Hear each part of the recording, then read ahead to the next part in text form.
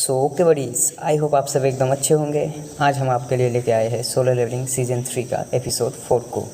और आज की ये वीडियो और भी ज़्यादा खतरनाक होने वाला है क्योंकि हमारा जिन्वू फिर से उसी जगह पे आ चुका है जहाँ से उसकी ये सोलो जर्नी स्टार्ट हुई थी। तो हमारे पिछले वीडियो में आपने देखा था कि जब जिन्वू अपने सिस्टर को रोता हुआ देखता है तब वो ग्रोक्टर सहित पूरे रेड ब्लेड ट्राइब के ऑर्क्स को ब्रूटल तरीके से खत्म कर देता है। और इधर दूसरी तरफ बेरू भी बुसान वाले डंजन के बॉस आर्च लीच को खत्म करके मिशन को कंप्लीट कर देता है। और वही आखिर में आपने देखा था कि जिन्वू गोगन ही से बोलता है कि उसे अकेला रेड मिशन करने दिया जाए, और जबकि गोगन ही उसे साउथ कोरिया से खोना नहीं चाहता है, इसलिए वो उसे अकेला रेड मिशन करने का परमिशन दे देता है। तो फिर चलिए अब हम आगे के वीडियो को स्टार्ट करते हैं। जब जिन्हू को ये पता चलता है कि जिन्वू को एक ऐसा हंटर चाहिए जो गिल्ड के कामों पे कोई इंटरेस्ट नहीं रखता हो और भरोसेमंद हो, तब जिन्हू को अपना सिस्टर सोह्यून की याद आता है। सोह्यून बहुत ज़्यादा पॉपुलर है क्योंकि वो एक ए रैंक हंटर होने के साथ साथ एक बहुत फेमस सेलिब्रिटी भी है जिसे हर कोई जानता है। जिन्हों अपने सिस्टर को कॉल करता है और उसे अपने गिल्ड ज्वाइन करने के लिए रिक्वेस्ट करता है, और वो ये भी बोलता है कि हम तुमसे कोई भी काम नहीं करवाएंगे। और ये सुनने के बाद सोह्यून जिन्हों से बोलता है कि तुम मुझे एक ऐसी गिल्ड ज्वाइन करने के लिए बोल रहे हो जिसका कोई नाम भी नहीं है। पहले तो उसे ये लगता है कि हो ना हो जिन्हों किसी धोखे का शिकार हो रहा है, लेकिन जब जिन्हों ये बोलता है कि वो संग जिन्वू के साथ काम कर रहा है तब सोह्यून एक शब्द भी नहीं बोल पाती और वो तुरंत जिन्वू के ऑफिस में पहुंच जाती है। और जिन्वू उस लड़की को देख के हैरान हो जाता है कि जिन्हों अब तक इस लड़की की बात कर रहा था जो कि एक बहुत बड़ी सेलिब्रिटी है।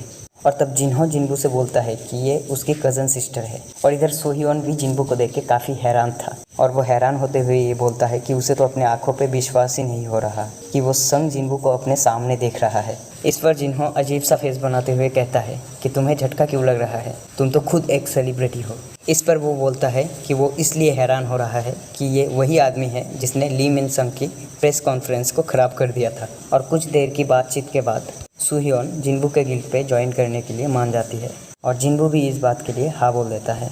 लेकिन इसके बाद सोह्यून जिन्वू से एक सेल्फी के लिए रिक्वेस्ट करता है जिसे कि वो अपने सोशल मीडिया अकाउंट पे डालना चाहता है। और दूसरी तरफ हम हंटर्स एसोसिएशंस के सीन देखते हैं जहाँ पे सभी हायर अप्स इंपॉर्टेंट मीटिंग में थे क्योंकि गोगन ही जिन्वू के लिए उस रूल को पास करवाना चाहता है जिससे कि वो अकेले रेड मिशन कर पाए। लेकिन मीटिंग में ये हंटर गोगन ही से गुस्से में बोलता है, क्या आप कुछ समन किए हुए बीस्ट को स्ट्राइक टीम के मेंबर बनाना चाहते हैं? और वो गुस्से में बोलता है कि ये एकदम बेतुका आइडिया है और ये रूल संग जिन्वू के गिल्ड बनाने के बाद ही सामने आ गया। इससे ये साफ हो जाता है कि आप संग जिन्वू के तरफदारी कर रहे हैं। और वो इसके बाद ये भी बोलता है कि हंटर्स एसोसिएशंस सभी हंटर्स के भलाई के लिए है, ना कि सिर्फ जिन्वू के लिए। और वो ये भी बोलता है कि ये बस जिन्वू के लिए स्पेशल ट्रीटमेंट है। लेकिन इसके बाद गोगन ही बोलता है कि अगर आपके पास एक तरफ 20 ए रैंक हंटर की स्क्वाड हो और दूसरी तरफ जिन्वू के अकेले की स्क्वाड, और अगर डंजन ब्रेक के समय आपके पास इन दोनों में से किसी एक स्क्वाड को भेजने का ऑप्शन है तो आप किसे चुनेंगे? गोगन ही के बाद से वहाँ पे बैठे सारे हंटर्स की बोलती बंद हो जाती है और यहाँ तक कि सामने बैठे हंटर्स की भी जबान अटक जाती है क्योंकि वो खुद भी फट्टू था और उसने अपने सेफ्टी के लिए हंटर्स एसोसिएशंस के पास एक नया घर खरीदा है। और इसके बाद गोगन ही और भी बताता है कि पूरे दुनिया के गिल्ड जिन्वू को अपने साथ जोड़ने की कोशिश में लगा है। और वो उनसे पूछता है कि क्या जिन्वू कोरिया में रहेगा अगर हमने उसके बातों पे ध्यान नहीं दिया। गोगन ही डोंग बुक की याद दिलाता है और बोलता है कि किस तरह अमेरिका उसे अपने नाक के नीचे से ले गया। और अगर आपको मेरी ये सब बात बकवास लगे तो ये सोचना कि अगर फिर से कोरिया में कोई एस रैंक गेट खुले तो उन्हें कौन बचाएगा।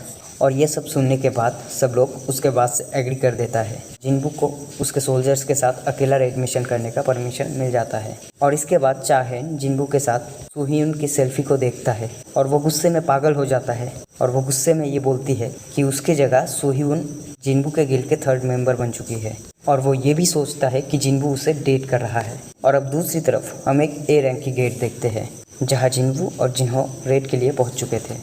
गेट को देखकर जिन्हों हैरान हो जाता है क्योंकि इतना बड़ा गेट उसने पहले कभी नहीं देखा था। और गेट के अंदर जाने से पहले जिन्वू अपने उतने सोल्जर्स को समन करता है जितने की उस रेड में जाने के लिए ज़रूरत है। इसके बाद हंटर्स एसोसिएशंस के चीफ मिस्टर जिंचल सभी सोल्जर्स की माना चेक करती है और फिर देखता है कि ये सब बी या उससे ऊपर के रैंक के हैं जो इस तरह के गेट से पैसे कमाने की रिक्वायरमेंट को पूरा करता है। इसके बाद जिंचुल ये बोलता है कि वो सब बेवकूफ़ है जो जिन्वू के इस ट्रीटमेंट को बेकार बोल रहे थे। और इसके बाद जिन्वू रेड में जाने के लिए तैयार हो जाता है, लेकिन तभी जिन्वू देखता है कि जिंचुल भी अपना सूट पहन रहा है। और इसके बाद जिंचुल जिन्वू को देखते हुए कहता है कि प्रोफेसर गोगन ही ने उसे जिन्वू के ऊपर इस रेड में पूरा नज़र रखने के लिए बोला है, क्योंकि वो जानना चाहते हैं कि जिन्वू को अकेले रेड मिशन करने देने के फैसला सही है या नहीं। इसके बाद जिन्वू के साथ जिन्हो और जिंचुल भी अंदर चले जाते हैं और अंदर जाने के बाद जिंचुल एकदम हैरान था, क्योंकि जिन्वू के शैडो सोल्जर्स ए रैंक या उससे ऊपर की बीस्ट को आसानी से ख़त्म कर रहे थे। खासकर वो बेरू और टस्क को बीस्ट से लड़ते हुए देख रहा है। और इसके बाद जिंचुल देखता है कि मॉन्स्टर्स लगातार ख़त्म हो रहे हैं। जिन्वू के सोल्जर्स मरने के बाद फिर से रिवाइव हो रहे हैं। और इसके बाद वो इग्रिस को देखता है और उसे पता चलता है कि इग्रिस इन सब में से सबसे ज़्यादा पावरफुल है, क्योंकि उसके स्वॉर्ड के लाइटनिंग से एक साथ बहुत सारे सोल्जर्स खत्म हो रहे थे। जिसे देखने के बाद जिंचुल कहता है कि केवल हाई रैंक के मैजिक ही इतने सारे लाइटनिंग अटैक्स कर सकते हैं। जितनी बार वो स्वॉर्ड घुमाता है उतनी ही बार लाइटनिंग निकलती है। ज़्यादातर बीस्ट को इग्रिस ही अपने स्वॉर्ड से ख़त्म कर रहा होता है। और इग्रिस को देखते हुए जिंचुल सोचता है कि इग्रिस ए रैंक से भी ऊपर का लेवल का है। और तब जिंचुल मन ही मन ये सोचने लगता है कि अगर उसके और इग्रिस के बीच में फाइट हो तो क्या वो इग्रिस से जीत पाएगा। तभी हमें दिखाया जाता है कि एक एंट सोल्जर एक बीस्ट की बॉडी को खाने वाला होता है। तभी जिन्वू उस एंट को लात मार के वहाँ से हटा देता है और सभी सोल्जर्स को किसी भी बीस्ट को खाने से मना करता है, क्योंकि उनकी बॉडी बहुत ही ज़्यादा कीमती होती है। इसके बाद जिन्वू चिल्ला के कुछ सोल्जर्स से कहता है कि माना क्रिस्टल की माइनिंग करते रहो। और जिंचुल ये देख के हैरान था कि एक ए रैंक की डंजन को संभालना, कॉप करना और माइनिंग करना, ये सब वो अकेला ही संभाल रहा था। और वो मन ही मन ये सोचने लगता है कि ये सच में एक वन मैन आर्मी है। और अब वो ये समझ गया था कि क्यों चेयरमैन ने उसे इस रेड में नज़र रखने के लिए कहा था। सभी बीस्ट के ख़त्म होने के बाद अब जिन्वू के सामने डंजन का बॉस आके खड़ा था। इसके बाद जिन्वू माइनिंग करने वाले सोल्जर्स को छोड़ के बाकी सबको बुला लेता है और उसे ये करते देख जिंचुल जिन्वू से पूछता है कि तुमने उन सबको वापस क्यों बुला लिया, क्योंकि इस बीस्ट के लिए उसके सोल्जर्स ही काफ़ी थे। और इसके बाद जिन्वू उससे बोलता है कि अगर वो सोल्जर्स पे ज़्यादा डिपेंडेंट रहेगा तो उसकी स्किल बेकार हो जाएगी। और इसके बाद जिन्वू अपने डैगर्स निकालता है और वो वहाँ से जंप करता है और बॉस की सर को एक ही बार में काट देता है। और बॉस की मरते ही जिन्वू का लेवल अप होने लगता है और इससे उसकी कुछ स्किल भी अपग्रेड होती है। शैडो एक्सचेंज करने का कूल डाउन टाइम भी अब 3 घंटे से 2 घंटे का हो चुका था। मतलब अब वो हर 2 घंटे में शैडो एक्सचेंज स्किल यूज कर सकता है। और जिंचुल ये देखने के बाद हैरान हो जाता है कि जिन बीस्ट का इस्तेमाल शील्ड और आर्मर बनाने के लिए किया जाता है उन्हें बस इसने अपने 2 ड्रैगर से काट डाला। और इसके बाद जिन्वू उस डंजन के बॉस के शैडो को भी एक्सट्रैक्ट कर लेता है, जिसका कि रैंक एलीट और लेवल 13 था। और जिन्वू ये देखने के बाद खुश हो जाता है कि ये अब भी उतना ही ताकतवर है जितना ये तब था जब जिंदा था। लेकिन इसके साथ जिन्वू ये देख के हैरान हो जाता है कि इसका साइज पहले से काफ़ी छोटा हो चुका है, क्योंकि शैडोज या तो सेम साइज या फिर उससे बड़े साइज के होते हैं। और इसके बाद जिन्वू देखता है कि भले ही इसका रैंक एलीट नाइट है जो कि टस्क का भी है, लेकिन इसके अंदर टस्क से बहुत ज़्यादा माना है। जिसके बाद जिन्वू सोचता है कि अगर ये खुद को बड़ा करने के लिए मैजिक का इस्तेमाल करता है तो ये इसका ओरिजिनल साइज होगा। जिसके बाद जिन्वू बोलता है जो भी हो ये उसकी शैडो आर्मी के लिए बहुत ज़्यादा इंपॉर्टेंट है। और इसके बाद वो इस सोल्जर के नाम जमा रख देता है। और उधर जिन्हो ये देखने के बाद खुश था कि किस तरह जिन्वू ने इसे शैडो सोल्जर में बदल दिया। और उधर जिंचुल के पास बोलने के लिए कुछ नहीं था, क्योंकि उसने एक ही दिन में वो सब कुछ देख लिया था जो कि उसने अपने पूरे ज़िंदगी में नहीं देखा था। इसके बाद जिन्वू जिन्हो से बोलता है कि अब हमें बाहर जाना चाहिए। और जिन्वू उन सबसे पूछता है कि डंजन के बॉस के बॉडी को क्या करें। और तभी हमें दिखाया जाता है कि डंजन्स के बाहर जो रिपोर्टर्स खड़े थे उन्हें अचानक से बड़े कदमों की चलने की आवाज़ आती है। वो सब डर जाते हैं, लेकिन तभी वो देखते हैं कि ये जिन्वू के शैडो सोल्जर्स की चलने की आवाज़ है, जो कि डंजन की बॉस की डेड बॉडी को उठा के बाहर ला रहा है। और वो ये देखने के बाद हैरान हो गए थे कि जिन्वू ने ए रैंक के डंजन को पहले ही क्लियर कर दिया था। और वो सब टस्क की फोटो लेने लगता है और उन्हें देखते हुए टस्क स्माइल करने लगता है और बोलता है कि फोटो लो जल्दी। और वो स्माइल करते हुए पोज देने लगता है। इसके बाद जिन्वू, जिन्हो और जिंचुल डंजन से बाहर आ चुके हैं। जिन्वू और जिन्हो आपस में बात कर रहे थे कि अब यहाँ पे पहले से ज़्यादा रिपोर्टर्स आ चुके हैं, लेकिन अंदर जो कुछ हुआ उसे देखने के बाद जिंचुल अभी भी सदमे में है। और वो इसके बाद प्रेसिडेंट के पास इस रेड की रिपोर्ट देने जाता है और उसे सब बताता है। उसके अभी भी पसीने आ रहे थे और गोगन ही उसे बोलता है कि तुमने अंदर जो कुछ देखा उसे देखने के बाद किसी और का भी यही हाल होता। इसके बाद जिंचुल गोगन ही से कहता है कि मैंने वहाँ पे जो देखा वो कोई रेड नहीं थी बल्कि एक तबाही थी। इसके बाद गोगन ही जिंचुल को आराम करने के लिए भेज देता है। और इसके बाद गोगन ही सोचता है कि जिन्वू ने अकेले ही एक ए रैंक के डंजन को क्लियर कर दिया और इसी के साथ वो माना क्रिस्टल्स और बॉडी को भी बाहर ले आया। और इसके बाद गोगन ही बोलता है कि उसे वन स्ट्राइक टीम क्यों कहा जाता है, वो खुद ही एक गिल्ड है। और इसके बाद वो ये सोचता है कि सिर्फ कोरिया ही नहीं बल्कि पूरे वर्ल्ड के हंटर्स लिस्ट में एक बड़ा बदलाव आने वाला है। इसके बाद हमें जापान का सीन दिखाया जाता है जापान के शिंजुकू टोक्यो में अब तक का सबसे बड़ा एस रैंक गेट खुल चुका है और वहाँ के लोगों को आसमान में एक भयानक साया मंडराते हुए नजर आ रहा था। इसके बाद हमें जापान की गवर्नमेंट बिल्डिंग की सीन दिखाया जाता है, जहाँ हम ब्लेड फैंटम्स, अनबीटेबल किंग और स्नोवी माउंटेन गिल्ड के लीडर्स को एक साथ देखते हैं। जापान में एस रैंक गेट खुलने के बाद सभी गिल्ड को एक साथ मीटिंग में आने के लिए बोला गया था। तभी वहाँ पे ब्लेड गिल्ड का हंटर्स आ जाता है। गोटो के मरने के बाद अब इस गिल्ड का लीडर सुबीमोटो बन जाता है। ये वही गिल्ड है जिसके साथ एस रैंक हंटर्स को बेरू ने जेजू आइलैंड में खत्म कर दिया था। इसके बाद वहाँ पे खड़े तीनों गिल्ड मास्टर ब्लेड गिल्ड के हंटर्स को इग्नोर करते हुए वहाँ से चले जाते हैं, क्योंकि गोटो के मरने के बाद ब्लेड गिल्ड अब उतने ज़्यादा पावरफुल नहीं रहा और इसी के साथ जापान के सभी गिल्ड मिलकर जापान की सबसे पावरफुल गिल्ड बनाना चाहते हैं। इसके बाद रेजी बोलता है कि सारे अगर मिल भी जाएंगे तब भी वो उनके गिल्ड को टक्कर नहीं दे पाएंगे। इसके बाद सारे गिल्ड मास्टर पीएम के साथ मीटिंग में बैठता है, जहाँ पे पीएम उन सब के ऊपर चिल्लाता है और वो चिल्लाते हुए बोलता है कि एक एस रैंक गेट टोक्यो के ऊपर खुला है और अभी तक हंटर्स ने कुछ नहीं किया है और अगर ये डंजन ब्रेक हो गया तो क्या होगा। और तब सुबीमोटो उनसे बोलता है कि इस तरह के एस रैंक गेट को एस रैंक हंटर्स भी क्लियर नहीं कर सकते, इसे केवल एक नेशनल लेवल के हंटर ही क्लियर कर सकते हैं। तब ये बंदा बोलता है कि हमें जो भी करना है वो जल्दी करना होगा, क्योंकि अगर एक एस रैंक की डंजन ब्रेक होता है तो इससे कितनी तबाही होती है ये हमने जेजू आइलैंड के रेट पे देखा था। इसके बाद एक गिल्ड मास्टर बोलता है कि हमें थॉमस आंड्रे को बुलाना चाहिए और उसकी इस बात को सुनने के बाद प्रेसिडेंट के सेक्रेटरी बोलती है कि हमारे कंट्री के पास अभी उतना ज़्यादा पैसा नहीं है कि हम थॉमस आंड्रे को पे कर सके। और इसके बाद वो ये भी बोलता है कि फ़िलहाल तो हम बस दुनिया भर के सबसे बेहतरीन हंटर्स के साथ कांटेक्ट कर रहे हैं, लेकिन दुनिया भर में लगातार गेट्स की संख्या बढ़ रही है, इसलिए कुछ ही कंट्री उन्हें अपना हंटर्स दे सकते हैं। और इसके बाद वो ये भी बोलते हैं कि केवल कुछ ही हंटर्स होंगे जो एस रैंक के गेट्स से निपटने के लिए आगे आएंगे। इसके बाद रेजी उन सबसे एक एस रैंक के हंटर के बारे में बोलता है, जो कि एक barrier special S rank Hunter है जिसका नाम यूरी है। और इसके बाद रेजी ये भी बोलता है कि वो तब तक ही काम करेगा जब तक कि उसे पैसे मिलते रहेंगे।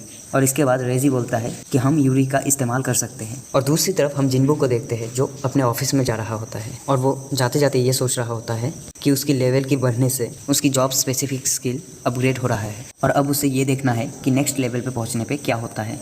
जिन्बू ऑफिस के सामने पहुंच चुका था। इसके बाद जिन्बू ये सोचने लगता है कि जिन्हो अकेले ही गिल्ड को बहुत अच्छे से संभाल रहा है, लेकिन उसे और भी लोगों को गिल्ड में ऐड करना होगा। तभी वो वहाँ पे चाहिन को देखता है। चाहिन उसे देखने के बाद मुंह छुपा के भागने लगता है, लेकिन तब जिन्बू पीछे से उसके पास जाते हुए बोलता है कि वो उसे देख के भाग क्यों रहा है और वो उसके ऑफिस के सामने क्या कर रहा है। तभी चाहिन घबराते हुए बोलती है उसकी कार यही पार्किंग में रखा था। तब जिन्बू को याद आता है कि जिस दिन उसने चाहिन का एंट्रेंस टेस्ट लिया था वो शैडो एक्सचेंज की मदद से यहाँ से चली गई थी और उसकी कार यही पार्किंग में रह गया था। और इसके बाद चाहिन जिन्बू से पूछता है कि तुमने मुझे गिल्ड से रिजेक्ट करके सुह्यून को क्यों रखा, क्या ए रैंक एस रैंक से भी ऊपर है। और इसके बाद वो उससे पूछती है कि तुमने उसके साथ सेल्फी क्यों ली, क्या तुम दोनों डेट कर रहे हो।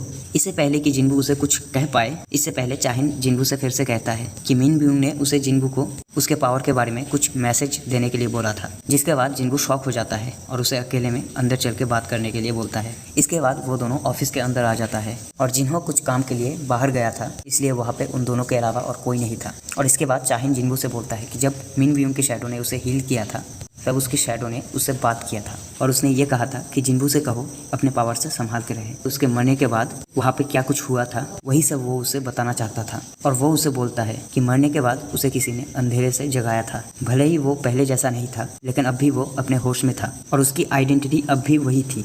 और वो चाहिन से ये भी बताता है कि शैडो बनने के बाद उसे ऐसा लग रहा था कि जैसे वो किसी का गुलाम हो। लेकिन अजीब बात ये थी कि शैडो बनने के बाद जब वो जिन्बू का सेवा कर रहा था तो उसे खुशी मिल रही थी। इसके बाद मिन ब्यूंग चाहिन से बोलता है कि जिन्बू की पावर्स काफ़ी खतरनाक है, लेकिन उसकी एक सच्ची आर्मी है। इसके बाद हम जिन्बू को एक डंजन के अंदर बैठा हुआ देखते हैं और जिन्बू चाहिन के बताए हुए बातों के बारे में सोच रहा था और वो ये भी सोच रहा था कि उसे अपने पावर्स के बारे में पता लगाना होगा। और वही हम देखते हैं डंजन्स के अंदर सोल्जर्स मॉन्स्टर्स से लड़ रहे थे और जिन्हो और जिन्बू आराम से बैठकर बर्गर खा रहे थे। और इसके बाद जिन्हो जिन्बू से कहता है कि उसे उन दिनों की बात याद आ रही है जब वो सी रैंक के गेट में रेड किया करते थे।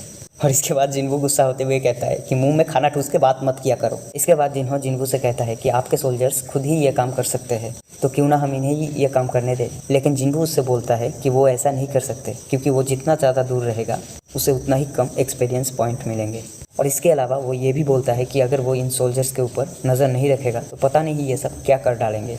और ये सुनने के बाद जिन्हो की फट जाती है। और इसके बाद जिन्हो जिन्बू से उसके सिस्टर के बारे में पूछता है जो कि हॉस्पिटल में भर्ती था। इसके बाद जिन्बू उससे बोलता है कि वो उसके सिक्योरिटी के लिए अपने सबसे बेस्ट सोल्जर को रखा है, इसलिए उसे कुछ नहीं होगा। इसके बाद जिन्बू सोचता है कि जब बात उठ ही गया है क्यों ना एक बार चेक कर लेता हूँ। इसके बाद जिन्बू शैडो प्रिजर्वेटिव स्किल का यूज करता है। इस स्किल से वो अपने शैडो सोल्जर के सभी सेंसेस को सेंस कर सकते हैं, उसके आंखों से सब कुछ देख सकता है। लेकिन इसके बाद जिन्बू देखता है कि बेरू टीवी देख रहा है और नौटंकी कर रहा है, और वो ये भी देखता है कि जिन्हा आज बहुत जल्दी सो गई है और यही वजह है कि बेरू मजाक कर रहा है। और इसके बाद जिन्बू सोचने लगता है क्या बेरू को ड्रामा देखना पसंद है। और इसके बाद जिन्बू दूसरे सोल्जर्स की भी सेंसर्स को सेंस करने लगते हैं। वो देखता है कि उसकी माँ सब्जी खरीद रही है, और दूसरे में वो हंटर्स को देखता है। और इसके बाद वो तीसरे सोल्जर को देखता है जिसे कि उसने चाहन के सेफ्टी के लिए रखा था। और जैसे ही वो तीसरे में देखता है तब वो देखता है कि चाहन नहा रही है, और इसके बाद वो घबरा के लाल हो जाती है। और वो ये सोच रहा है कि इसके लिए उसे चाहन से माफ़ी मांगना चाहिए और उसे डिनर पे ले जाना चाहिए। और इसके बाद जिन्हो जिन्बू से बोलता है कि जापान में एक एस रैंक गेट ओपन हुआ है, और अगर उसे 3 दिन के अंदर क्लोज नहीं किया गया तो वो ब्रेक हो जाएगा। और वो जिन्बू को ये भी बताता है कि जापान दुनिया भर के हंटर्स को बुला रहा है।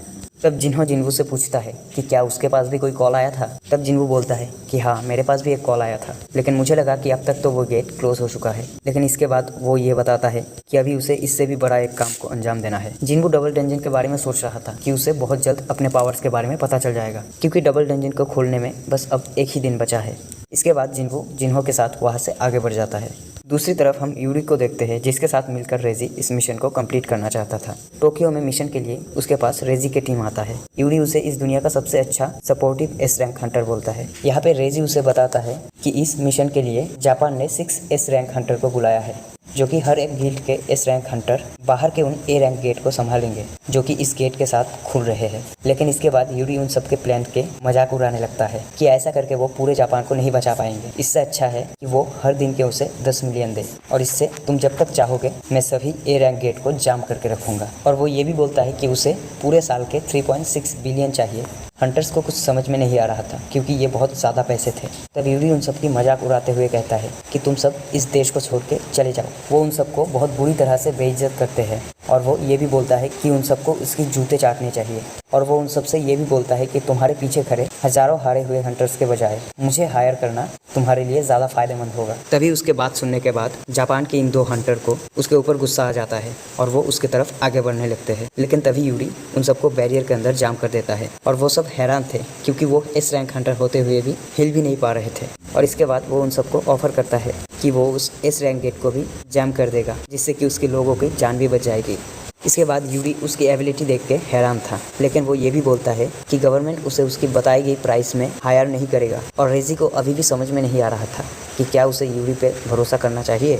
और दूसरी तरफ हम जिन्बू को देखते हैं जो कि अपने उस मिशन पे जाने के लिए रेडी हो रहा था, जिसके लिए वो बहुत दिनों से बेसब्री से इंतजार कर रहा था, क्योंकि डबल डंजन के गेट कुछ ही समय में खुलने वाला था। और जिन्बू उसके माँ से बोलता है कि उसकी आज अपॉइंटमेंट है तो वो जल्द ही वापस आ जाएगा। जिन्बू के वहाँ से निकलते ही गेट का खुलने का टाइम हो जाता है और गेट की लोकेशन भी रिवील हो जाता है। इसके बाद हम जिन्हा के स्कूल की सीन देखते हैं जहाँ एक बार फिर से गेट खुल गया था, और सभी हंटर्स ये देख के हैरान थे कि एक ही जगह पे 2 बार गेट खुल चुका है। और हमारा जिन्बू वहाँ पे पहुँच जाता है। वहाँ खड़े बाहर के हंटर जिन्बू को बोलता है कि ये गेट सी रैंक के आसपास है, जो कि ज़्यादा खतरनाक नहीं है। लेकिन जिन्बू उससे पूछता है कि क्या कोई स्क्वाड अंदर गया है। तब वो जवाब देते हुए कहता है हाँ, लगभग 1 घंटे पहले एक स्क्वाड अंदर गया है। तब जिन्बू हड़बड़ाते हुए कहता है कि ये रेड अभी बंद करो। तब वो हंटर जिन्बू से बोलता है कि माना मीटर के अकॉर्डिंग ये गेट सी रैंक के आसपास है। लेकिन जिन्बू उसे कहता है कि स्ट्राइक टीम की जान अभी खतरे में है, और अगर हमने अभी ये रेड बंद नहीं किया तो सब लोग मारे जाएंगे। और जिन्बू के बात सुन के वो लोग कुछ भी समझ नहीं पाते हैं, और जिन्बू गेट के अंदर जाते हुए कहता है कि वो स्ट्राइक टीम को वापस लाएगा। और इसके बाद हम गेट के अंदर की सीन देखते हैं जहाँ पे एक स्ट्राइक स्क्वाड गेट के अंदर के मॉन्स्टर्स को खत्म करके एक गेट के सामने आके रुका हुआ था। और वहाँ खड़े हंटर्स सोच रहे थे कि ये शायद बॉस का रूम होगा, और वो सभी हंटर्स उस गेट को नहीं खोल पाए थे, इसलिए वो वापस लौटने के बारे में सोच रहे थे। और वहाँ पे कोई इतना पावरफुल नहीं था कि जो उस गेट को एक खरोच भी दे पाए। तभी वहाँ पे जिन्बू आ जाता है, और वो सब जिन्बू को देख के डर जाते हैं, और वो उससे पूछता है कि तुम कौन हो। और जिन्बू उन सबको जवाब देते हुए कहता है वही जो डबल डंजन से जिंदा वापस लौटा है। और ये सुन के सब लोग ये समझ जाता है कि ये एस रैंक हंटर संग जिन्बू है। और इसके बाद जिन्बू उन सबसे बोलता है कि गेट के पीछे बहुत खतरा है और इसलिए अब वो लोग वापस लौट जाएं और इससे आगे वो देख लेगा। जब जिन्बू आगे बढ़ता है तो देखता है कि गेट लॉक है और जब जिन्बू गेट को छूता है तो उसके सामने एक नोटिफिकेशन आती है, गेट लॉक है, की का यूज़ करो। और इसके बाद जिन्बू की निकालता है और वो ये देख के हैरान हो जाता है कि की का शेप पहले से चेंज हो चुका है। इसके बाद जिन्बू की का यूज़ करते हुए गेट को खोल देता है और अंदर जाने लगता है और वहाँ खड़े हंटर्स को ये समझ नहीं आ रहा था कि इसने आखिर गेट को कैसे खोला। और इसके बाद वहाँ खड़े एक हंटर जिन्बू से कहता है कि डंजन का परमिट हमने खरीदा है और आपको कोई अधिकार नहीं है हमें वापस भेजने का। और इसके बाद जिन्बू मन ही मन सोचने लगता है कि कह तो ये ठीक ही रहे हैं, एस रैंक होने का मतलब ये नहीं है कि मैं किसी को ऑर्डर दूँ। और इसके बाद जिन्बू उन सबसे कहता है कि मैं तुम्हें नहीं रोकूंगा, तुम में से जिसको भी इस गेट के अंदर जाना है वो जा सकता है। और आगे वाला हंटर ताव में अंदर की तरफ जाने लगता है और जैसे ही वो हंटर अंदर दाखिल हुआ तो सिस्टम पे एक नोटिफिकेशन आया कि कोई हंटर बिना की के अंदर घुसने का कोशिश कर रहा है। और इसके अगले ही पल एक स्टैचू उसका काम तमाम करने के लिए आगे आया, लेकिन इससे पहले कि वो स्टैचू उसे कुछ कर पाता जिन्बू पीछे से आके उसे बाहर फेंक देता है। और इसके बाद जिन्बू उसे बोलता है इस गेट के अंदर और भी ऐसे बहुत कुछ होने वाले हैं, क्या अभी तुम इस गेट के अंदर जाना चाहते हो? लेकिन ये देखने के बाद उस हंटर की फट चुकी थी और उनमें से कोई भी अंदर जाने का हिम्मत नहीं करता। तो अब जिन्बू उन सबसे कहता है कि तुम लोग अभी के अभी यहाँ से बाहर जाओ और हंटर्स एसोसिएशन से कांटेक्ट करो और उनसे कहना कि डबल डंजन दिखाई दिया है। और इसके तुरंत बाद जिन्बू गेट के अंदर चला जाता है और गेट बंद हो जाता है और अंदर जाते ही जिन्बू फिर से वही सब देखता है जिससे कि इस सब की शुरुआत हुई थी। और जिन्बू उस जगह को देखते हुए बोलता है फाइनली मैं वापस आ चुका हूँ, लेकिन अब उसकी हड्डियाँ पहले जैसा नहीं है। और अब जिन्बू उन स्टैचूज को देख के ये समझ जाता है कि ये ना तो बीस्ट है ना जिंदा है, ये बस पपेट्स है और यहाँ कोई ऐसा है जो माना रेडिएट कर रहा है। और वो एक स्टैचू को देखते हुए बोलता है ओ तो तुम हो उसके कंट्रोल में। लेकिन जब वो स्टैचू उसके बात का कोई जवाब नहीं देता तो जिन्बू गुस्से में कहता है क्या तुम अब भी कुछ नहीं बोलोगे? और उसके ये बात खत्म होते ही रूल्स वाला स्टैचू खतरनाक तरीके से स्माइल करने लगता है और बोलता है कि आखिरकार तुम यहाँ तक आ ही गए। तो दोस्तों आज का ये वीडियो यहीं पे ख़त्म होता है। वीडियो को लाइक करके नेक्स्ट पार्ट के लिए कमेंट में ज़रूर बताना। मिलते हैं नेक्स्ट वीडियो में, तब तक के लिए बाय बाय।